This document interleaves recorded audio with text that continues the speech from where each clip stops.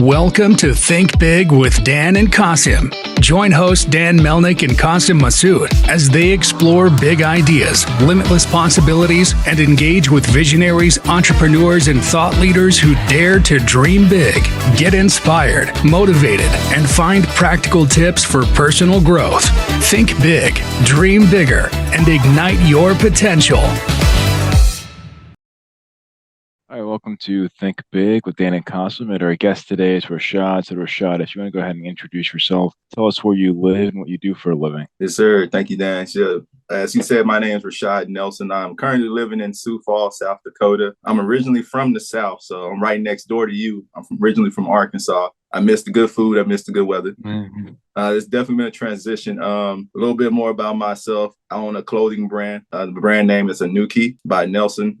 Mostly preferred as ANU-KI. It means God and earth. Do a little bit of that. Do a little bit of this. I'm also in school for art. So furthering my education and also learning more about my role, more about the industry, picking up new things along the way just to make myself a better artist. Awesome. So when it comes to your clothing brand, what gave you the idea to start this company? So I knew this question was going to come about. So I was like, how can I answer that in the best way possible? So it actually started in high school. I had a good friend. We were in an art class together. And I seen him over there just painting shoes. And I'm like, you gonna mess up some good shoes like that? It wasn't until he finished when I realized, okay, wait, he's actually putting a piece of artwork on his shoes. And I thought to myself, I like clothes. I like shoes. So I started to go home and I did all my research, got on YouTube like a bunch of other people, I'm sure, and just started coming up with my own designs. This was actually one of my first ones I did. I did this one overseas in Germany when I was stationed there. And that is I call it this one the Picasso piano. So that got me started as far as like my interest into like combining art with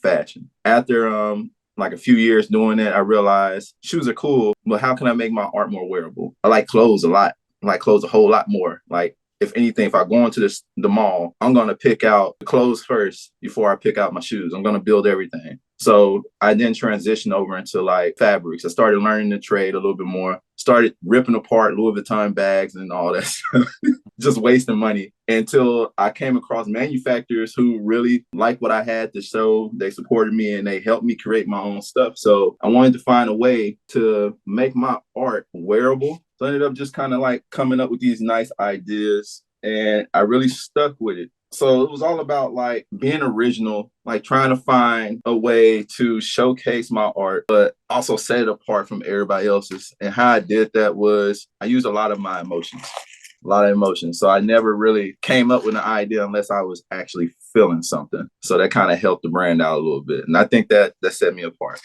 No, I got just curious. Like you mentioned that you were stationed overseas, so you were in the service in the past, right? Is that correct? Yes, sir. I started the U.S. Navy. I was a culinary specialist. Awesome. So can you talk more about that? Because that for me is really interesting. Because I feel like I've interviewed lots of entrepreneurs who are in the service. Like, how did that help you get to where you are today? And prepare you for being an entrepreneur. So it helped out a lot, actually. So I learned a lot about self-management and being a team player at the same time, like being able to wake yourself up, commit yourself to a task, have some integrity behind your work, and just always achieving what you consider the best or better than yesterday. So the military really helped with that. I think what also pushed me was having more time to myself. In the military, you really don't have too much time for your own personal hobbies. So I told myself when I get out, I'm going to make it 100% about me. I'm still going to hold on to those core values of integrity and waking up early just to get a run in, keep yourself disciplined. So those things follow me, but it really helped. It really helped.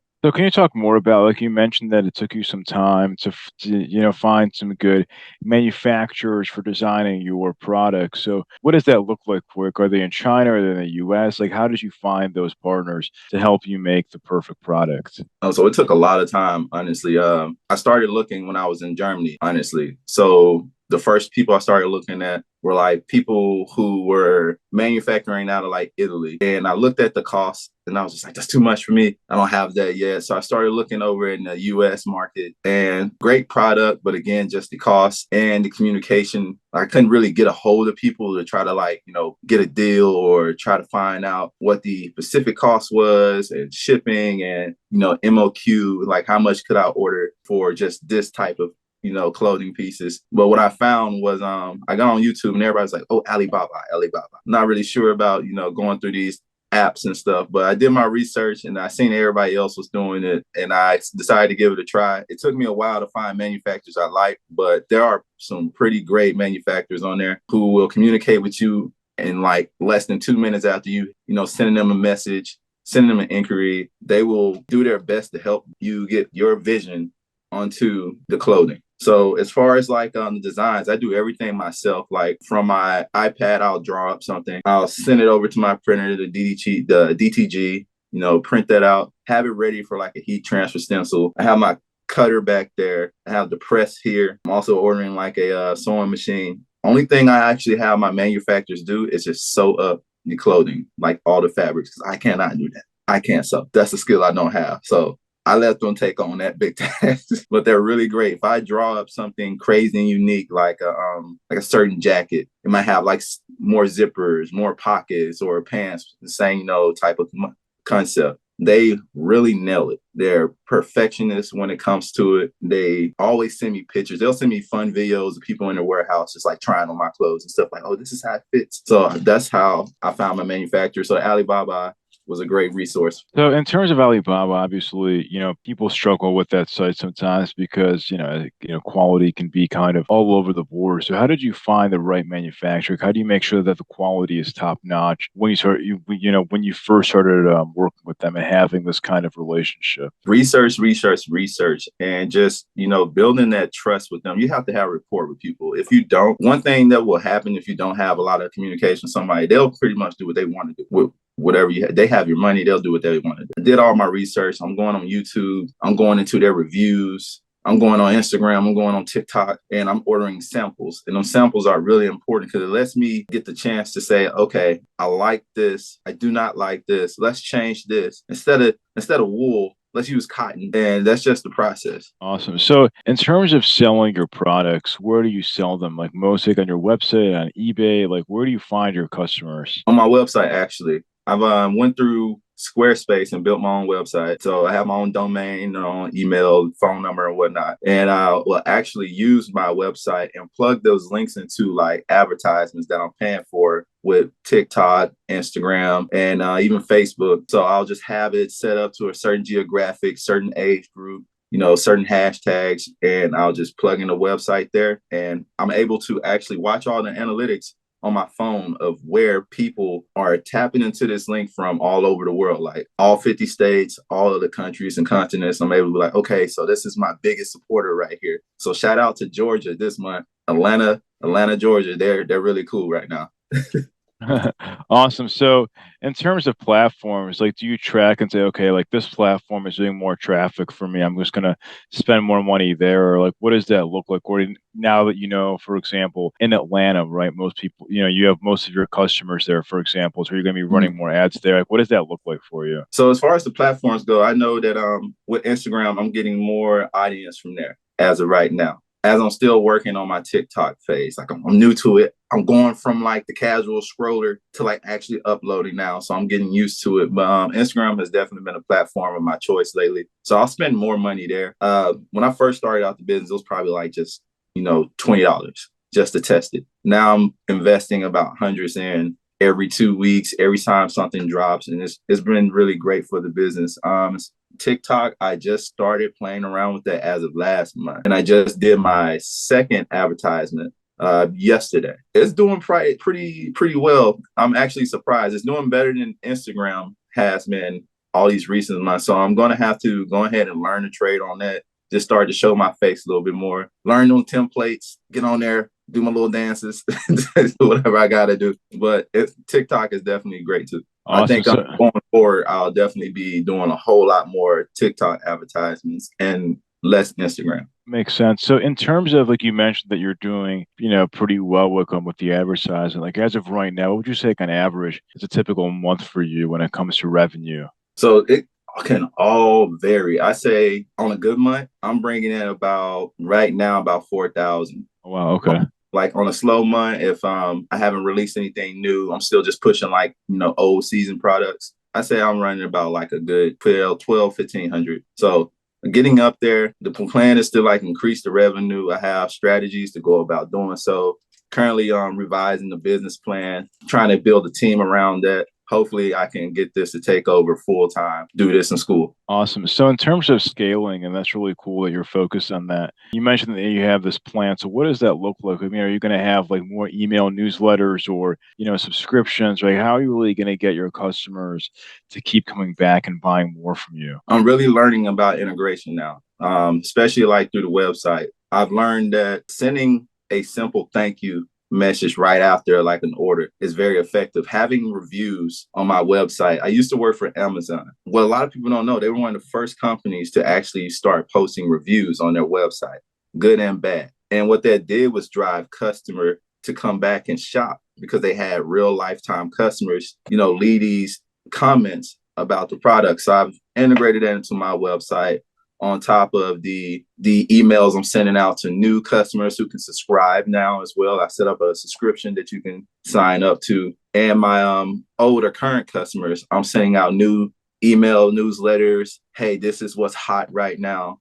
Thank you. Here's a discount for your next order, stuff like that. I've also gotten into like the physical side of things, like when I visit back home, they haven't really done it much here in South Dakota. Maybe I'm new to the area, so I have to probably figure it out. But back at home, just hosting events, like setting up a little table at like a race or something, passing out business cards, stuff like that always helps. So really just trying to build the audience around my brand right now, focusing on the brand itself before worrying about the sales. I got to get me out there, and then they'll bring all the revenue behind it. 100%. Yeah. I mean, we have pop-up shops like you mentioned here in Dallas for sure. I know I talk to many people here locally and they go to different events. They set up a table, kind of what you're talking about. I think in South Dakota, it's probably more of like a summertime sort of thing because, as we spoke about earlier, it's a lot colder like in the wintertime. You can't really sit outside and hand out business cards. I'm trying to figure out when in the summer because I'm guessing it's only like 1.5 months because that's all I experience.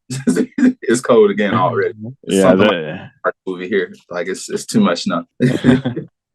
So, like, in terms of utilizing technology in the best way, obviously, many people now are looking at different things like AI, right? So, are you using AI right now for your business? And if not, like, what is the use case for AI going forward? As we go into 2024. I have not started to use AI as much as a lot of other brands have recently. And I think it's just because of my ignorance to it. Like, I'm not really understanding AI. Like, I've done all the other things like most people, like the AI photos. Like, what do I look like in this type of scenario? Make me look like an elf. But as far as like the brand goes, I kind of keep it really organic. So when it comes to like the brand photography or the models, I do it all myself, actually. So it goes from writing a script of how I want to shoot a certain video, like if I'm doing like a short film for a drop, staging the area for photography, editing photos. I do it all on my iPad and my phone from my camera. I haven't found the need to use AI just yet, but I might have to get into it the larger I expand, because I'm pretty sure I'm gonna have my hands tied with something else. Yeah, AI for sure can be good for like, if you have chatbots and people seeking information or even converting your customers, upselling them, getting them to like subscribe, and especially if you have customers reaching you from all over the world, if you're sleeping, they can reach you and they can get their questions answered in real time. Okay. So what would you say is the biggest challenge you're facing in the business right now? Biggest challenge I'm facing right now is just brand advertising right now. So I'm pretty good at getting my marketing and advertising out there. But I've noticed since I've transitioned to the state of South Dakota, it's been a little bit more difficult. So the audience here, it's a little different per se, as far as marketing here, especially for like streetwear fashion. So I think that's my biggest challenge I'm going to have to overcome, just kind of learning different areas, different geographics, like what are they like? I'm asking questions like, okay, what kind of clothes do people like here? How do people go out on a casual day? What are you wearing out to go have fun? So that's been the biggest challenge right now, just kind of finding a niche here. Makes sense. But, for you, are you maybe more thinking about like not even focusing so much on, what people are looking for locally, or are you just more, because like obviously, I mean, you can still keep doing, what you're doing and, advertise in areas where your clothes is popular, or are you really focused on like making some pivots and creating new types of clothes that people would want to wear locally? Oh, about the second one mainly, but both of those actually. And I think the latest focus has been definitely developing new items that people even locally can enjoy. Because as you said, I do have the platform to, spread awareness to my business all over, like I have, man. But it'll be nice to see more local people wearing my clothing as well. They'll be nice. Just go out to the store or something, because that's how it was back at home. Like if I went to Texas, if I was in Arkansas, I was in Georgia, I might run into somebody. I'm like, oh, wow, that's a nice shirt. Like, I like those pants you got on, brother. So just having that same feeling here, it kind of keeps you going. It's the drive. It makes you excited about what you're doing, especially when somebody else is enjoying it. So my focus for this area is finding out what they like specifically and developing something that's also me around that. So bringing them into my world of art. Makes sense. What would you say is the one biggest piece of advice that you wish you knew before you started this company? Paperwork. Know all the legal documentations. You can have a brilliant idea. You can make great things, but you got to have that documentation and those legal, papers behind you that really makes the business successful and 100% legit. So when you have, people outside of just local, looking at you, they're doing their research like you would if you were buying shoes from a brand new website that just popped up. You're going to do your research. So a lot of people done research on me in the past when I first started out, and they're just like, hey, where's your website? Where's your phone number? Where's your contact information? You got return policy. So, do you have an LLC? You just got to make sure you have all those things prepared. And in the long run, those things can help you, secure like funding for your business, securing business credit, securing vendors. So just making sure you have the proper paperwork and documentation, a business plan as well, mission statement, all those things are going to help you along the way. So if we're going to chat again in 1 year from now, where do you see things going for the business? As I am right now, I've currently last month decided this is my last year working. So I've been flipping that whole drive from 80% trying to make sure these guys at work are good for their business to it's 90% me. And I'm going to still do a good job. I do a good job with everything I do, but I'm not giving that energy unless it's to me.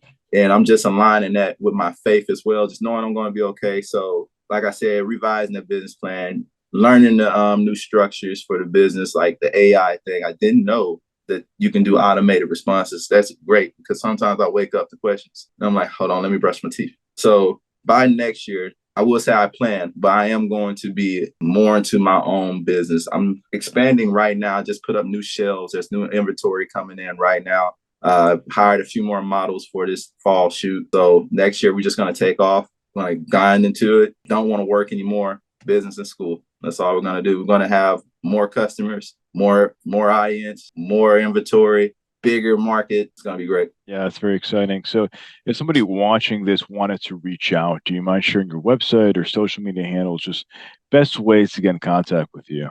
Yes, of course. So my website is www.anu-ki.com.